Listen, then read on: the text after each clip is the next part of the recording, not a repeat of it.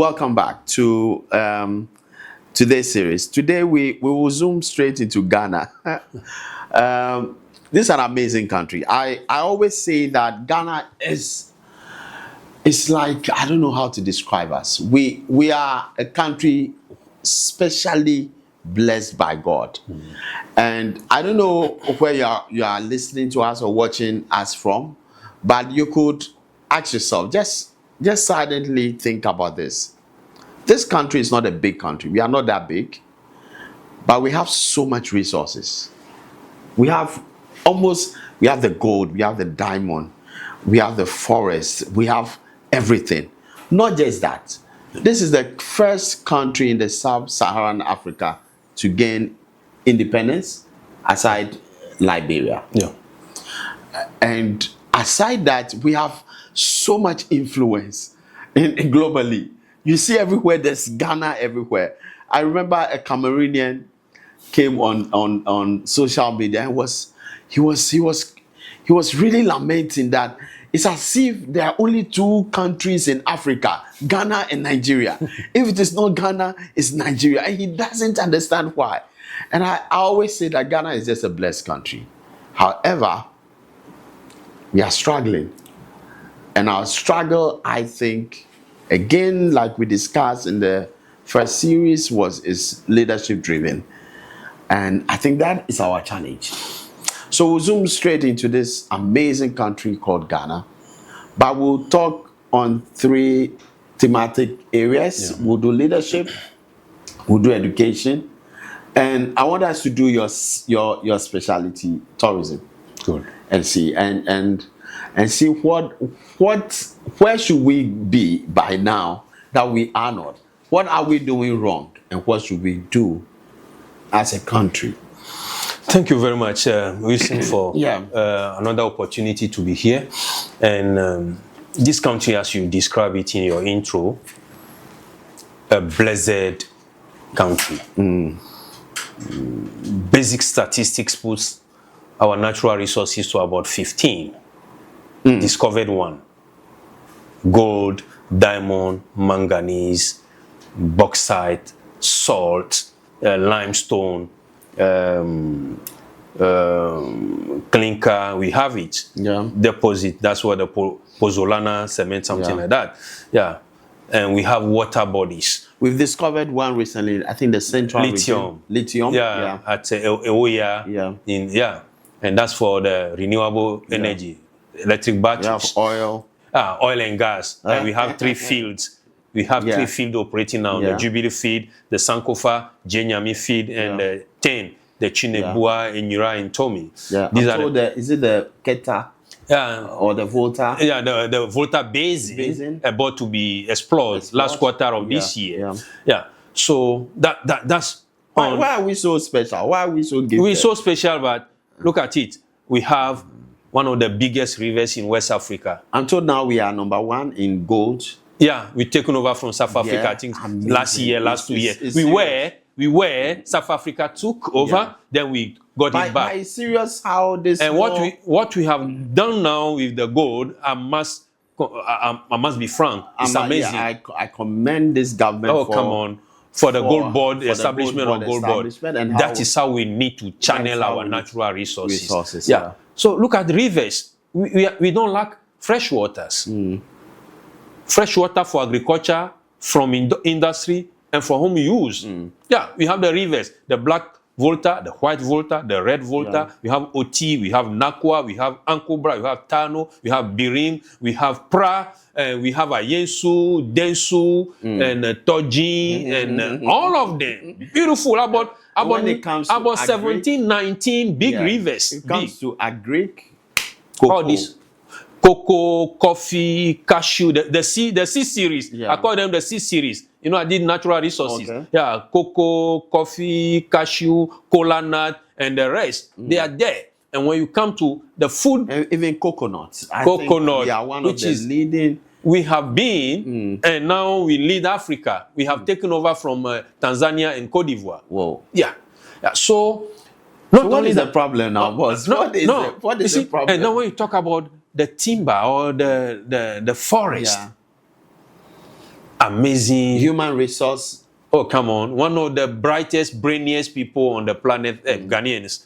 They distinguish themselves everywhere they universities. go. Yeah. I remember some influencers from Zambia visiting University of Ghana, and they were amazed at the infrastructure of our universities. Some saw KNUST and they said, this is a whole city. Oh no, come on. So you see, we have everything. Excuse. I took a Kenyan to Kitasko.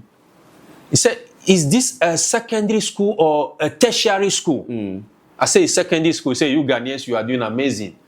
And story buildings, beam classrooms, in a secondary school. Yeah. I brought Beninwa around Kitasko. They said, no, Joel, this cannot be secondary school. Yeah. In most African countries, our secondary school infrastructure are tertiary. In those countries, yes. Our secondary school infrastructure is tertiary.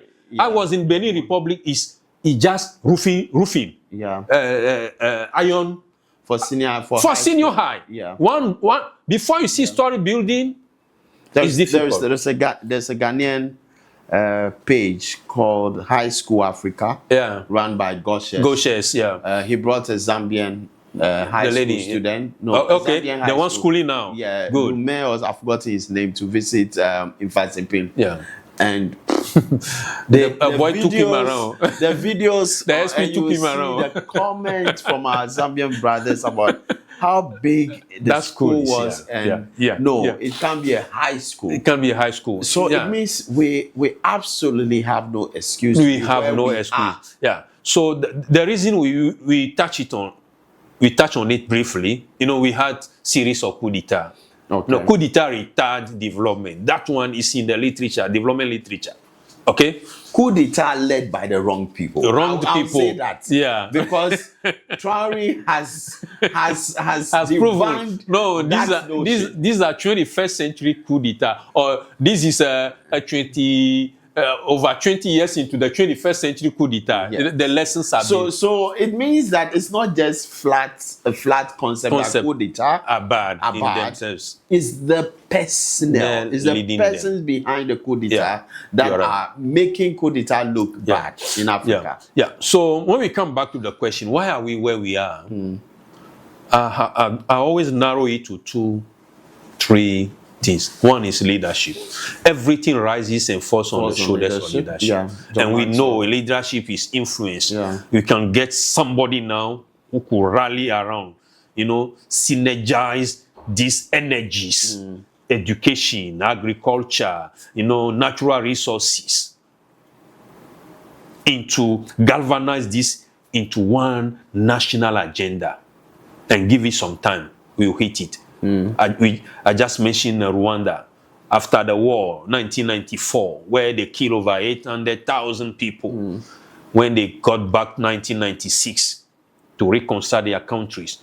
By 2000, they have what you call Rwanda 2020. Yes, exactly. What country they want to build now. No longer conflict and war and genocide, but building a country. 20 years. They achieve it in just 18 years. Now they are talking about Rwanda 2050. That type of leadership in Paul Kagame is what we want to see in our African countries. That's leadership. Number 2, a long-term vision encapsulated in a national development plan. That is the national Bible, the national Quran. But we have that. The national development Quran. No, we don't have it. Kwame Nkrumah tried one. It was truncated by the independence 1957. But in 1963-64, he launched the 7-year development plan. What all other African and Asian countries have copied. Then adopted. What did John Mahama launch? No, we have a constitutional requirement for a national framework. Okay. Anytime a new administration comes, I think within 3 or 6 months, they must come out with a national framework, development framework. Okay. That's what they do. I think. So what does Dr. Nimoy Thompson? In 2016, before he left power, he charged the National Development Planning Commission to come out with a national development plan, which they did, about a 1,000-page document. Yeah. But when power changed, the entire commission, was changed. No, they resigned. Okay. I don't know whether you could remember that. It was glaring in the news. All of them, knowing very well that they are going to go, or they were going to go, they decided to resign because all of them were political appointment. Okay. So they wholesale resigned, and they submitted everything to the presidency then, and the presidency thanked them that he was going to continue with the plan. That's where I think I think that was where the former president, forgive me if I'm mistaken, that's where the former president made a statement that political parties cannot be tied to one single. Yeah. So, and then he brought in, I think, Professor Adai also at the commission to from the beginning. Yeah, from the beginning. He also left. Yeah, at and point. I think at the point one of the chief top men took over. Yeah. So basically, we haven't gotten that legally backed document for our national development. Be possible? It is possible. Looking at our multi-party democracy, and how polarized I say it's as a country, I'm looking at the possibility. It's possible. Rwanda did it. South Korea did it. Rwanda did it under a benevolent dictator. Yeah, but it was national. But yes, because he had no opposition. Yeah, he has opposition. Yeah, but he had. That's why I'm saying. You may say the opposition doesn't exist, but yes. Yeah. But in our context, who would organize that? Because Malaysia does democracy. Again, they still have. South Korea does. They still have. Liberia does. They still have. Who will organize it in Ghana? Yeah, it falls on the leader at any time at all to give us the blueprints. Can that leader in Ghana, and we are using Ghana precisely, can we find that leader in Ghana that can attract confidence from the opposition? It can. Not only that leader, but and trust from the opposition. Good. To say that this is an agenda, let's all come on board. This is how it's going to happen. We are not yet angry to call our people to do the right thing for us. Okay. So we push Parliament to push executive to do that. Civil society must come in. International funders would say we won't be financing party manifestos again unless the thing is what? In the National Development Plan, we bring money to finance it. Project, unless they are now sealed in national. If you put all this together, the leader will be forced to do something. Who will do that? Yeah. Who will lead that agenda? Yeah. Do you see anyone? You made a point where you said we'll need to have a leadership with a certain kind of foresight. I am always struggling to see that kind of leader being birthed in our present system because of the kind of politics we do in Ghana. Yeah. So polarized and so it's not development driven. Yeah. Because the political parties are election machines. Yeah. They are set up to win the next election. Yeah. It's not really about the development of the people. Yeah. So let me take our present president. This is his last term. He has absolutely nothing to lose, right? Yeah. He's not going to contest the next election. Yeah. I don't think so. he himself has said he's not interested. Yeah. Though there's a case in the Supreme Court. And a lot of people said that he's in a position to reset the country and create a lot of changes. But I still think that our present president is still being held by his political party. Because though he will not contest, the party will contest. Yeah. So there are certain things that people expect him to do to reset the country that he can't do simply because the political party he belongs to will contest the next election. And that restricts him in doing some of the things he wants to do. That is how I see it. Okay. And no matter how brilliant you are in Ghana, with your ideas, with your vision, with everything, your leadership skills, the things you have done, you need to belong to one of these two political parties to be able to dream of coming to power to help transform this country. Listen, I have heard this for the past 25, 28 years now. But who wrote that script? That's a reality. It's not. We accepted it somehow. Let me tell you this. Give me an example of how can an independent, I know it happened in Benin, right? Yeah. But has it, people have tried in Ghana. No, they have tried, yeah? None have succeeded. Yeah. None has come close. You know why? Why? We are not yet angry for change. We have accepted by that's what I mean. Our Lord. Yes, but it is the we that would do that. And I say we, that is why I said it's going to be difficult for it to happen. Yeah. Because we are not ready for that. Yeah. So once we are not ready, we should forget about it. So we should accept this position, even not to talk about it. You know, people in other jurisdictions have just become tired of these two parties trying to just pull us here and there. And they did a smart thing. Yayi Boni came in as an independent candidate. I'm talking about Benin. It's close to us. A model of beautiful democracy that they haven't made noise about it. They haven't shouted about it. They build their things on their own. Like the Chinese locked themselves up and did a transformation job. So that's it. And when Yayi was going, there was this man who says, politician will jump again into this and destroy the country. I will come in. And when he came, he went around the country, did his campaign. People listened to him. They gave him the 10 years. What they haven't seen in 60-something years of independence, they saw it in 10 years. Yeah, these are some of the, we at a point in time, we must just become negative about the negativity we are living in. If that thing doesn't happen, then negativity should continue. We will complain morning, afternoon, evening, midnight, dawn, and the cycle will continue. There should be a time when we say no to this. And what happens is that we've been suffering somehow.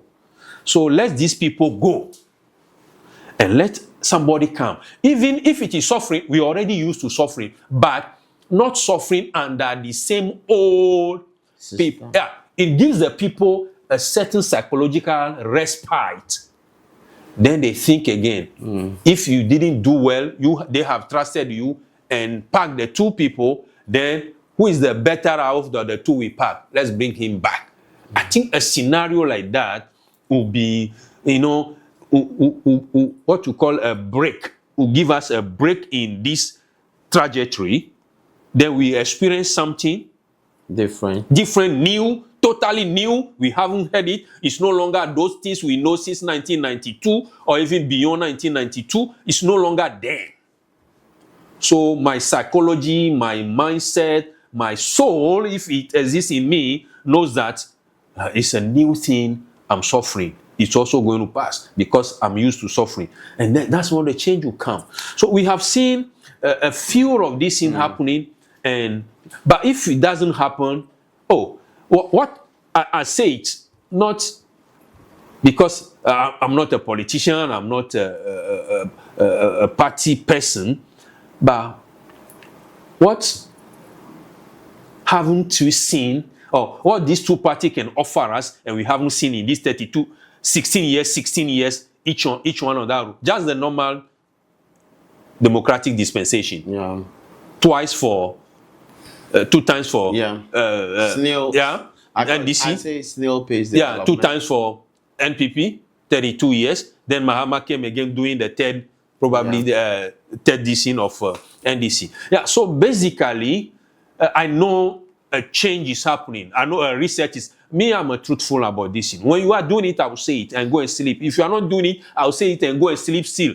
It's you who feel. You feel there's some change happening? No, there's a great change happening. Let me tell you, this 24-hour economy, which I have done in development studies, we either call it the rotational economy, or we call it the cyclical economy, or the night economy, meaning that the economy doesn't sleep. Yeah. Okay, it doesn't sleep. And in some places, I was in Cotonou. Cotonou doesn't sleep. They are not doing 24-hour economy. Yeah, but it's natural. It's natural. Yeah. So if we plan to do it, we can. So that is what I love about this. Now the implementation is the challenge. Is the challenge I'm seeing. I did it in development studies. Okay. That's why I talk like that.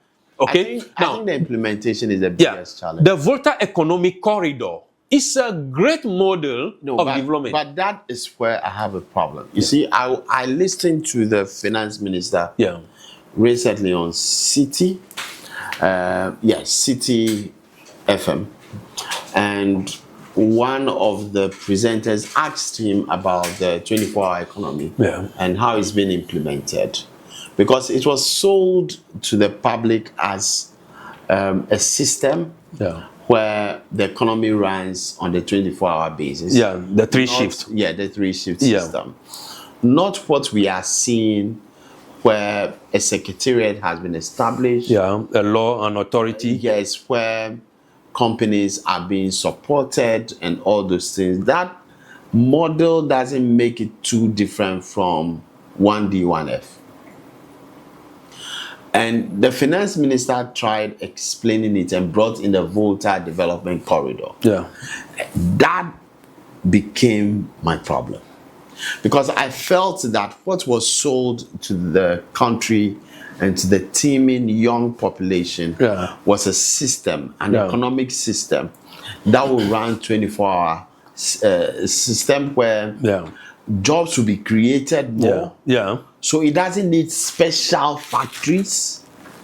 Present factories will be assisted with constant power, with better billing system, with security. Our street lights will be working. Our more policemen will be recruited, because some will have to work during the night to keep the country safe. That is the kind, and then there will be industries will be supported, where industries or companies that want to implement a 24-hour system will be given some form of incentives. But that is not what we are seeing. We are seeing an over concentration on a Volta Economic Corridor. I don't have a problem with it, because that is exciting in itself. But I think it's shifting the pole a little bit from what was originally sold to us. And I would say directly that you are right. Now, what do we have now that can run what you are saying? A few things, yes. And can that few take the teeming youth along? No. So therefore, we need to create. It starts with it. No. I think the Volta Corridor is a corridor. It's with a specific place. Ghana is bigger than just that corridor. I think. So what happens to Western region? What happened to Brong-Ahafo region? What happened to the Northern region? Are they all going to benefit from the Volta Corridor? No. So they also must have a feel of the 24-hour economy. Exactly. The 24-hour economy conversation should not be about the Volta Corridor. It's a component of it. It starts about 7 pillars. The Make 24, the Show 24, the tourism. But we are not hearing anything of those. This is an issue. You see, we can't just allow a government that came out with a policy, a promise. Then after winning, then all of us go and sit down and then expecting something to happen.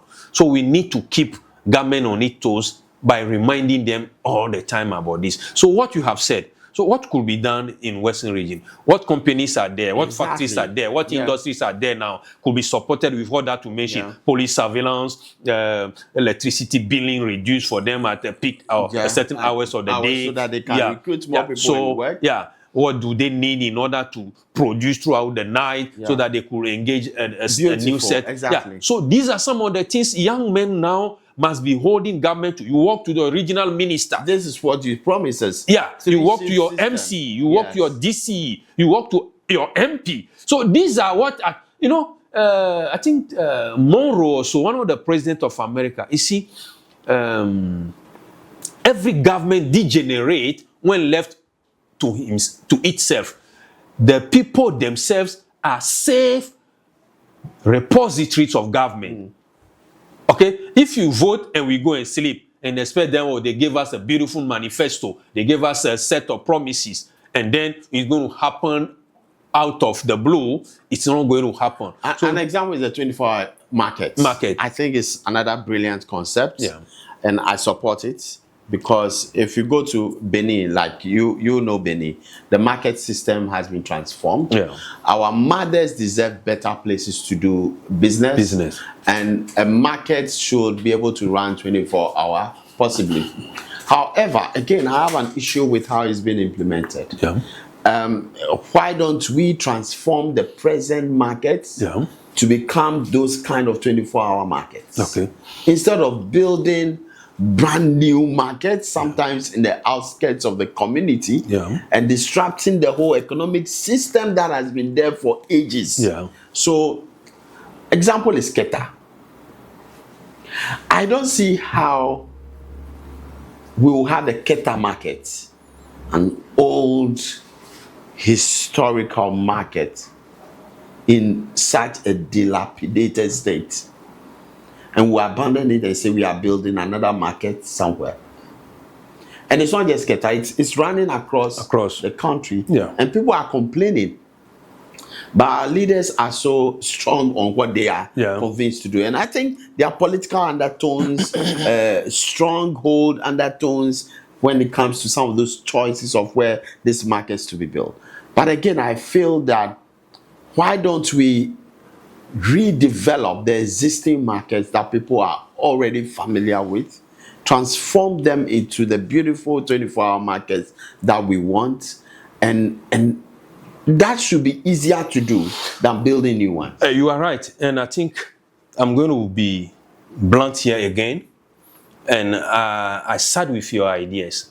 I have never supported one example because of where I'm coming from. A 24-hour market. There's a beautiful place in Akachi called Akachi Market. 22 kilometers from there is Abo. They are building that of Keta there.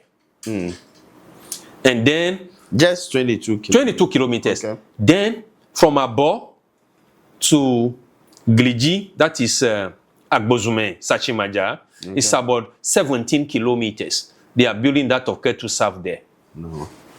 So on a stretch of about, and they are all on one, the Akachi Aflau Road, or that highway. And knowing the kind of market system they even ran there. We ran there. So that's where I continue to ask the feasibility study that proves that the market should be sited there. And nobody has answered me. They started labeling me. I said, well, I think it's new because it has provoked somebody. No. So, Ketu South Market, Joje 1, Joje is going to be around the new DC Assembly of Joje. Okay. It's going to be started in some community there. And the place is rural village. That of Ketu North, Avedakpa, is going to be around Ave. Okay. Then, this afternoon, I read that of Chito is bringing that whole West. People are arguing about it. Now, basically, the 24-hour market, what I saw in Benin is that there are already existing markets. That were transformed. If the space is not big, either across the road, a kilometer or two from there, they got new land. Transform them. And make that all one like a village market, an evening market, or a community market. but they build the fine one, the big one. Yeah, Ganghi, Kajehun. That's how and now they are doing regional market now. Yeah, and I think that's one of the reasons why I think you go to Benin and you don't see people selling just anywhere. No. Because everybody must have a central place to go. And that is why I support the 24-hour market, where every district must have a marketplace, a well-constructed marketplace, so that the concept of people hawking and selling by the roadside, stall here, table here, everywhere must stop.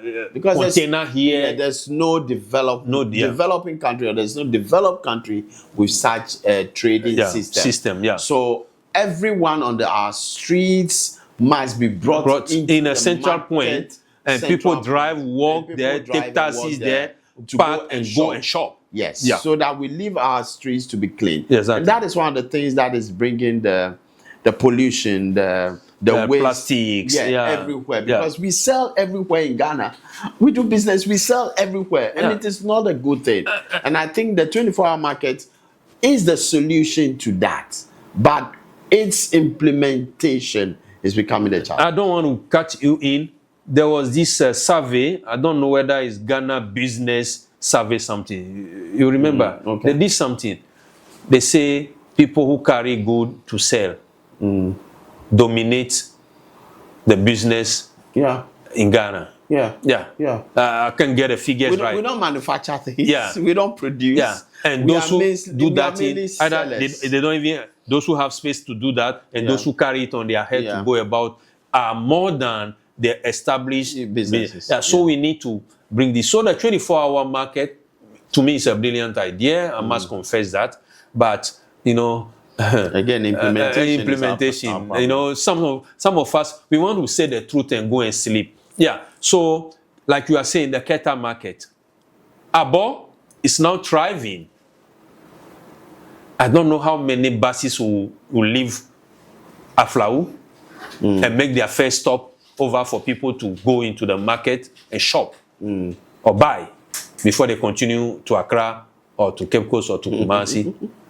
Okay. So basically, we need to relook at the implementation of some of these business strategic policies that government brings.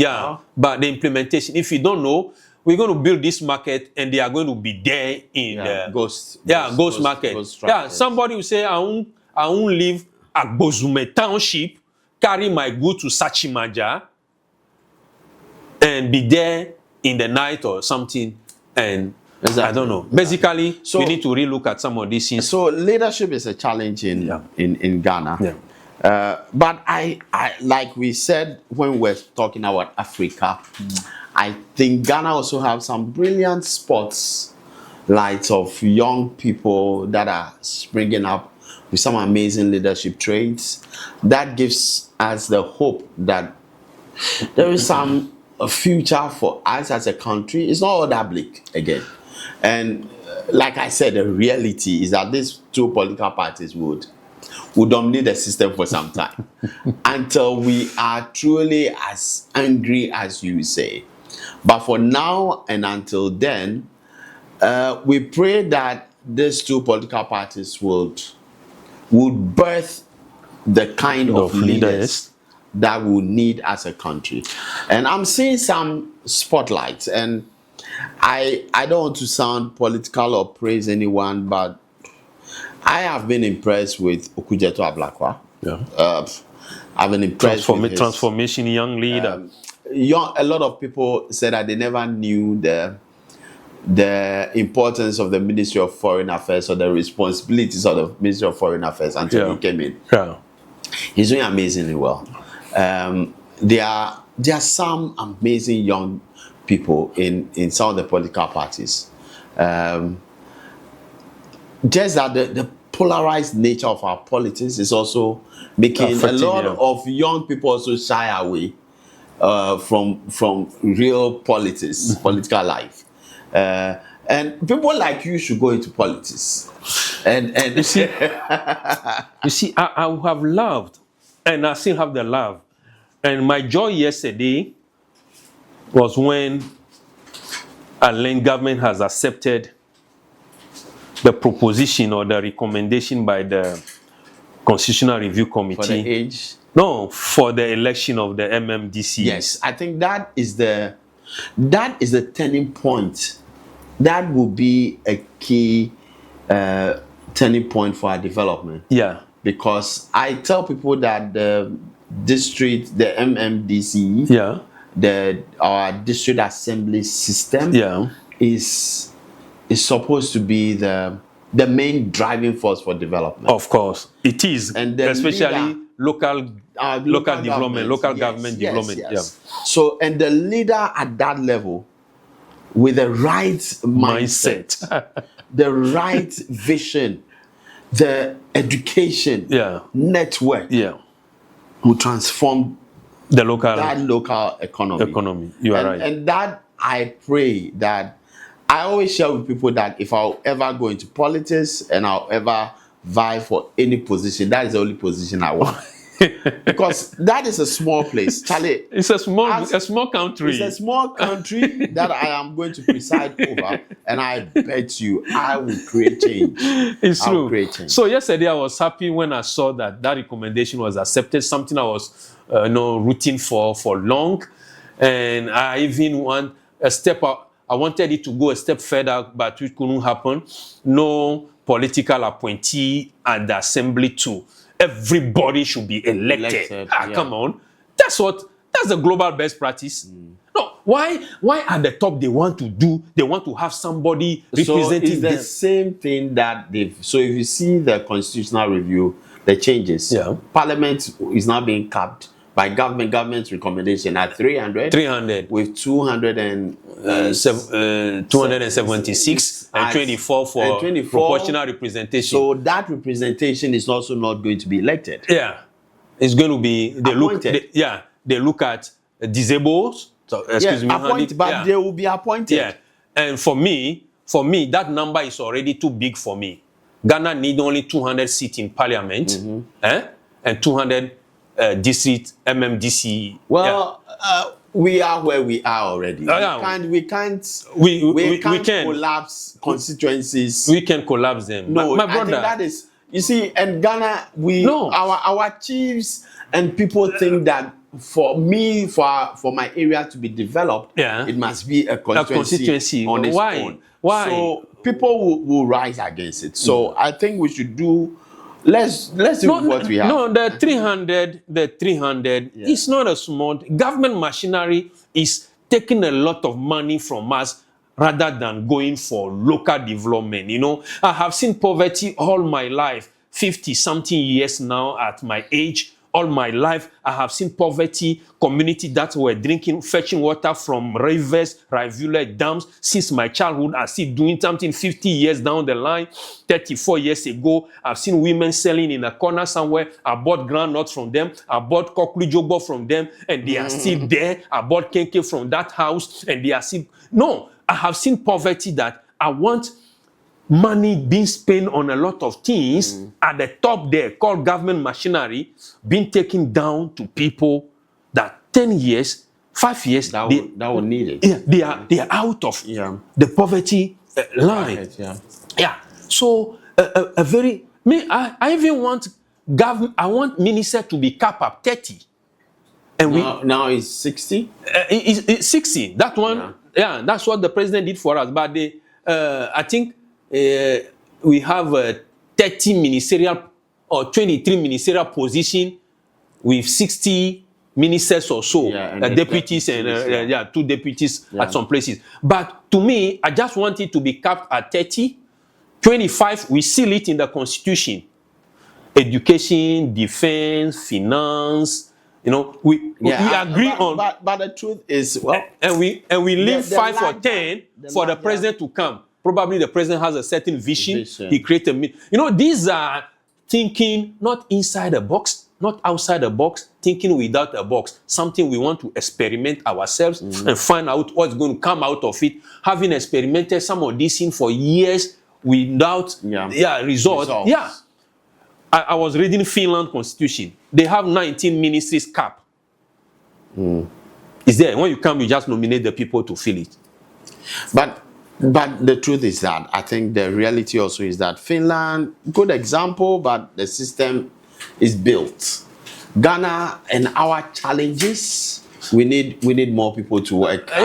Since my childhood, they are talking about challenges. I'm 50 now. We are still talking about the same old challenges. So when are we going to remove them? I want them to be removed. So now. let's go straight and within a few minutes, let's tackle education. Yeah.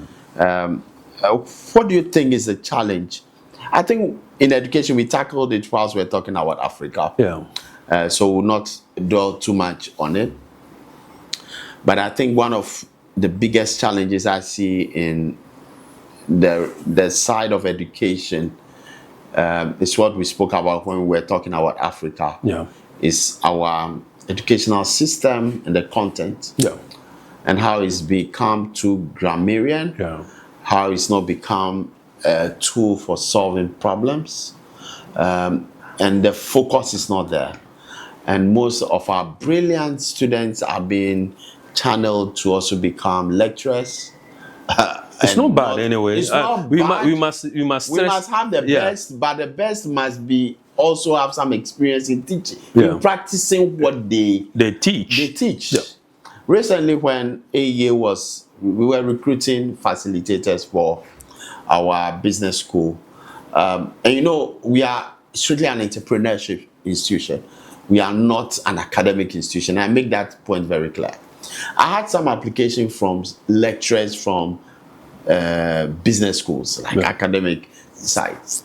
And when they applied, and some called my line and asked me and I said, okay. So one of the questions I asked them is, do you have a business?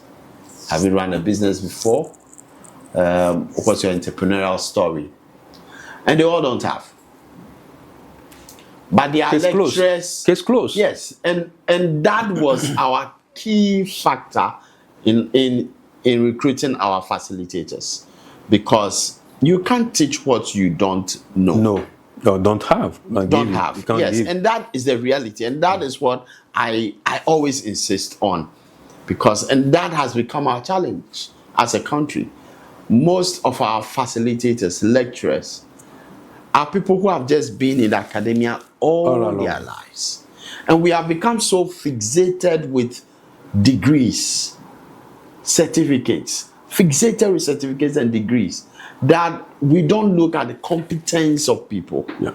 Whether the people have the skill, they can do the work. Yeah, they can do spirit. And it's so bad that it's even in our political system that a lot of young politicians, instead of sitting down and working and testing their concepts, are running to go and do their masters and doctorate, because when their party comes into power, one of the key things that will be used to give you an appointment is your qualification.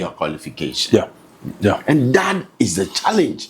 And we are encouraging a lot of people, go and pursue your masters, go and do your degree, there's nothing wrong, but at the expense of practical experience. So we get these people and appoint them into very sensitive positions and realize that they can't do anything. Exactly. Because there's no experience. There's no corporate experience. There's no entrepreneurial experience. There's no leadership experience. They are from the classroom. Yeah. You are right.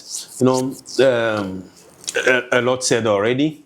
So when we talk about education, we are just talking about basically three things: content, access, and outcome. Yeah, content, access, and outcome. So we have done very well in making sure that no one is left behind in our educational system. With the introduction of the free senior high, we have seen a real jump in the numbers of people transiting from GSS to the secondary level. Yeah. But would that just be them having access to it and coming out as SS graduates without the wherewithal, without the power, without the skills, the competence necessary at that level? No, it's another issue. Now, what about the content of what is being taught in this secondary school? Exactly. In this TVET, the technical and vocational schools. So these are some of the things we need to look at. Is it making them skilled at the end of their course? Can they do anything on their own with what they have learned 4 years, 3 years? So these are some of the things we need to look at. The content of what we are discussing. And the outcome, the quality of the product. How is it solving our all needs, all problems? After we do the reform, the educational reforms, we introduce this. Are they solving our problems? Sanitation problems? Are they solving our infrastructure problems, engineering problems? So if these things are not coming, then there is need to look at the whole game we are playing and call education. And do a national assizes, a national conference on education. Where do we go from now? What do we put in? If somebody graduates from a technical school, a vocational school, a secondary school, he did science, he did home economics, he did agric, what can he produce? Can he read, somebody who did agric, did poultry or animal disease, can he read 2,000 bears on his own or guided or when he supplied the input? Somebody who did home economics, can he open a pastry shop, a kitchen, add value and transform our fruits, our banana into drinks or something on her own? So these are some of the questions. The one who completes, is it part 1 or part 2 of the technical DC? Can he fix a motor, an engine? So basically, we need to be looking at the fix a chair, a carpentry workshop, okay, or assemble something, create something, or we'll keep importing China wardrobes. So basically, that's it. So our people should be aiming at skills, competence along the line of what? Education. Else, our people will have knowledge in their head. We may have the highest population of young people, but will not be competitive. Will not be. And already it's happening. You know, the competition is now global. It's a global competition. It's a global competition. We are competing with the South Koreans, the Chinese, the Indians. And I love what the Indians are doing when it comes to technology. IT. That almost all the top IT firms are recruiting Indians. Not old Indians. Young Indians in America. The vice president of these giants. All the giants. Are Indians. You know is it the IIT or so? Indian something. They have a school there. A technology school. Is it Indian? And it's a deliberate thing they are doing to export. Actually, they are just training to export. And they meet international standard in the technological or IT world, and they are not leaving any stone unturned. So China is doing same. You remember I was sharing this with some people the other time. Literally, did you know that Huawei, who began around 2004, will be the second giant in how do you call it, the devices, mobile, after Samsung. Samsung, which is over 100 years old. Huawei, which began about 25 years ago, is now second. And you know, is it their MDMI or so? They have another another brand. That is doing amazingly well. Redmi. No, they are coming out. There are several brands now that are doing competing with global. And these are names we didn't hear 20 years ago. Yes. So basically, this is what we need to produce around our line. The inventions, car inventions. We need to be assembling. I think we'll have a session on entrepreneurship one day, because our entrepreneurs, young people, are struggling. Struggling for support, struggling for funding. But our system is not really conducive to promote them, to push them. Entrepreneurship. And this is one of the things I always say, that our institutions in Ghana are not set up to promote entrepreneurship.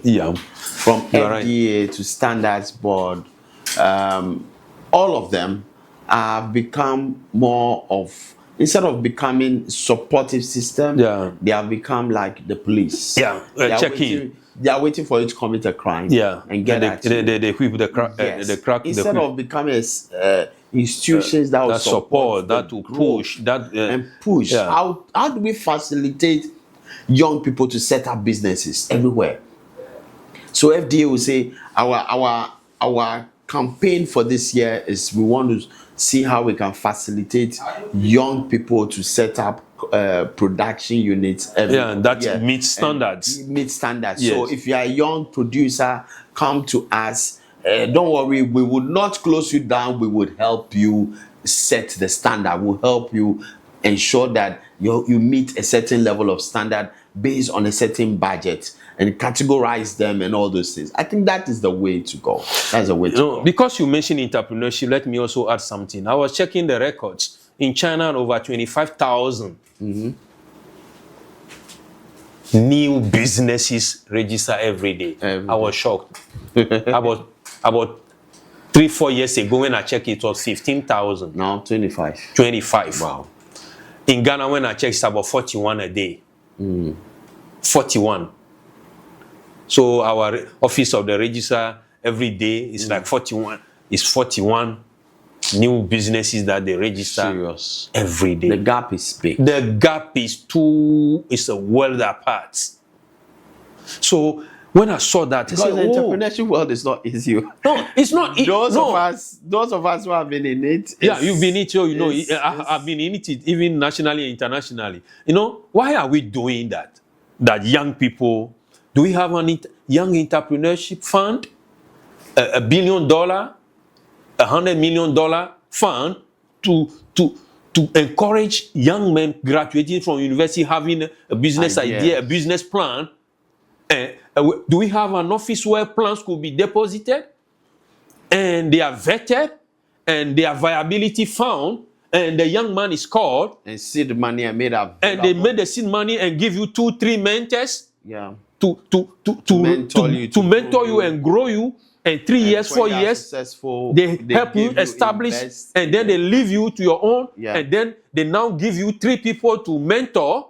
No, if these are not in place, because I'm an entrepreneur, I have an MBA in entrepreneurship. That's why I talk like this. So without that, then if the municipal assembly will come and they say your business operating permit, another person, your GRA will come. GRA will come. EPA is there. Somebody asked me environmental. What I'm doing doesn't have anything to environmental issue, but they will come and say, "Oh, come on." So basically, as you said, our institution should be places where young entrepreneurs could have work, could thrive. Thrive and help them to. I think let's do briefly on tourism. Then we end the Ghana episode. Okay. Because your field is tourism.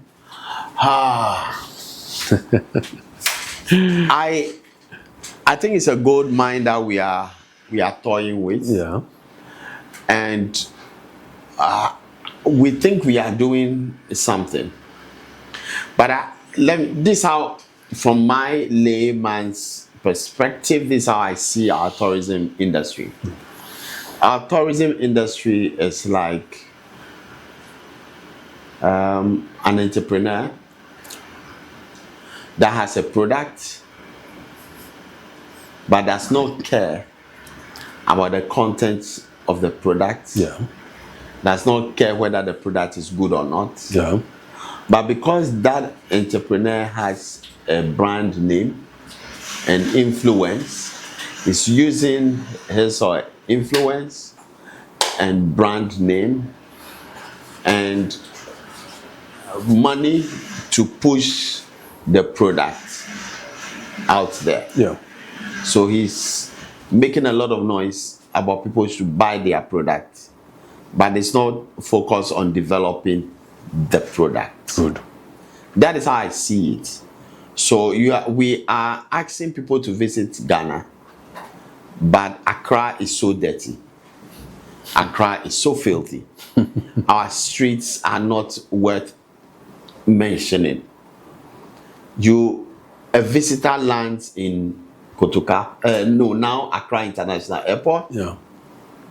And the journey from Accra International Airport to Cape Coast to visit the castle will be a struggle for that person. how will that person come back again? Or even refer somebody. Yeah. And the sites from the Accra International Airport, from Accra to Cape Coast, are nothing to behold. The streets are dirty. The streets are not with potholes. Hawkers everywhere. Our street medians have become forests. Yeah. And I made a joke that one of these days you'll be moving from Malam to the Kaswa toll booth, and the median of the road is now, which is becoming a forest. You start seeing antelope, start seeing lion. You'll be in the trotro, and then one day you see an antelope jumping because they have become forests unkept. That is how bad it is. And our tourism sector does not see their role. Why they need to have a strong hand on all these things. Hawkers everywhere, and that is not a country worth selling. Listen, you are pulling a cord in my heart that if I don't stop you, you may end up, Yeah. You see, tourism is now called a visitor economy. Yeah. It's an economy, and what is a product of the economy? The visitor. That's all. Yeah. He has money. Yeah. The American young man, Yeah. 22, 23 years, has money. 5,000 on his credit card. Yeah. He's looking for where to come and spend next year vacation. Yeah. The European, the Chinese. And there are some corporate institutions that even give their staff vacation, retreat. They give you money. Yeah, to go and spend. Yes. And that's one person. A couple, they are talking about 9,000. A couple with 2 children coming to vacation, we are talking about 12,000 to 15,000. Yeah. And they want to spend between 10 to 15 days, 14, 15 days. Yeah. And they want to bring $10,000. A family want to bring $10,000 to your economy. Yeah, so that money is already there. But what they do is, what is the top attractions in Africa? Yeah. Then they look through. Oh, Kenya, Egypt, South Africa, Tanzania. Then Ghana comes in. Then they say top attractions in South Africa. Then this come. Then they say top attraction in Ghana. This comes. Okay, no. Compare. They compare price. They compare the attraction. They compare video. They go for reviews. And then they say, no, I rather go to South Africa.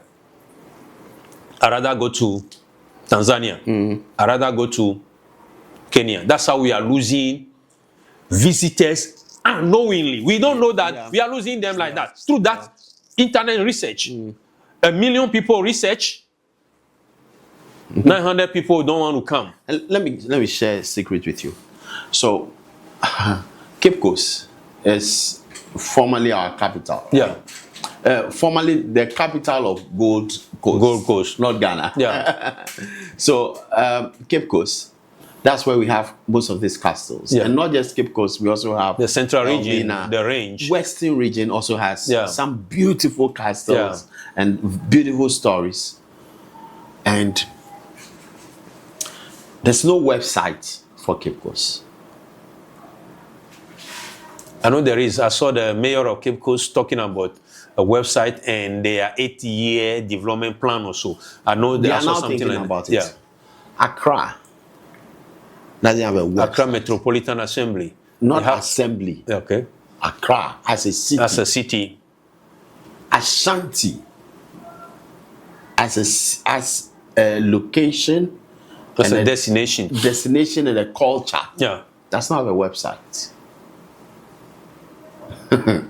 Kumasi. Yeah, www.ashanti. They don't have any of those things. Some years ago, I did a lot of research around these things, and the owners of these websites are in the US and other countries. Yeah. They are not Ghanaians. They have bought these domains. Ashanti Tours. Yes. Visit Ashanti. Yeah. Visit Accra. Visit Cape Coast. Those are multi-million platforms to sell. We are not taking advantage of any of these things. You are right. As I said, people before they travel, they do their own research, real research, deep research, because it's their dollar. They want value for money. Yeah. They don't want disappointment at all. They don't want anything that to make them lose their money or they waste their time. Yeah. So, Ghana, are we prepared for that? No. Last year we attracted 1.1 million people. What the same thing Togo did, the same thing Benin did. Kenya did about 7 times that. So Morocco did about 12 times that. Why are we not doing better? Yeah. I think it is because we don't have people returning. People are not returning. Yes. People are not referring. That's the thing. Exactly. Repeat travel. Yes. Referrals and recommendations. Yeah. The experiences are not the best. The best. Yeah. So assuming I haven't traveled to Africa before, somebody returned from Ghana and somebody returned from Kenya, and we are co-workers, and one is talking about Kenya with joy, and one is complaining about how he spent his holiday in Ghana. Yeah. Will I go to Ghana or I'll go to Kenya? Yeah. I'll go to Kenya. Yeah. And if I go with my wife. The reality and I go with my 2 children. We have a story. Yeah. Ghana has an amazing tourism story that could be bigger than any African country. Yeah. I think of all the African countries along the coast, or all the African countries, when it comes to the transatlantic Ghana. trade, everything is Ghana. It's Ghana. Ghana is the focus. Out of the 64th around Africa, about 48. I hear. Yeah. And that should be a story we should tell. It is. That should be a focus. But that is not it alone. Because when that tourist comes to Ghana, he would pass through the road. Yeah. A road. Yeah. He will see things. He's not just coming and being blindfolded before he reaches Cape Coast. Yeah. So on that journey should look nice, should look good to the person. Let me tell you the solution, and then let's close on that. Look at the Benin example. We need local investment. We need national investment into tourism. As I talk to you, the last 10 years, Benin spent over 2 billion euros, not dollars, on infrastructure development at home. Yeah. Road, hotels, attractivity of the attractions, raising the level to meet international standards. Yeah, like we did for Kwame Nkrumah Mausoleum, we should do same for the top attraction, the top 2 attraction in every district, in every region in Ghana. Yeah. Every region in Ghana. The 16 regions. Standard should be raised. The 16 regions, we should have over 32 attractions that are like the Kwame Nkrumah Mausoleum. Without that, let's forget about the attractivities of this place. We have them. They are potential. They have. And I know what one of the things Benin did. Yeah. My grandmom is from Benin. My grandmother is from Benin. Yeah. So I'm told is it where our family house was? Ilakoji, is that the name? Yeah. Ilakoji. No, you have Plakoji. Plakoji was virtually rural. Yeah, everything was broken down. Yeah, they moved people. They moved everybody from there. Yeah, resettled them. Yeah, and that place is being transformed. Yeah, into beachfront. Yes. When we read the beach, driving through Savietola to Anglongan, despite all that we're talking about, the challenges. People feel that this is a place worth something. Visiting. Yeah. When they hit the beach. That is the master stroke. Okay, so we want to conclude today. This has been an exciting conversation with our brother, Mr. Joel Deg. The name Deg, is he aware? Yeah, he's aware. Just anglicize it. Okay. What's the real Degwe? Okay. Okay. So we want to conclude on this episode on Africa Leadership Series, the African Leadership Series. I'm excited with my brother. We have a lot of work to do for the continent, for the country, for the region. And we believe that though we are individuals, we can use our influence, we can use our words to inspire others to join the train, and not be on the fence. To develop this beautiful continent that God has given to us. I'm excited with the opportunity and the conversation that we have had.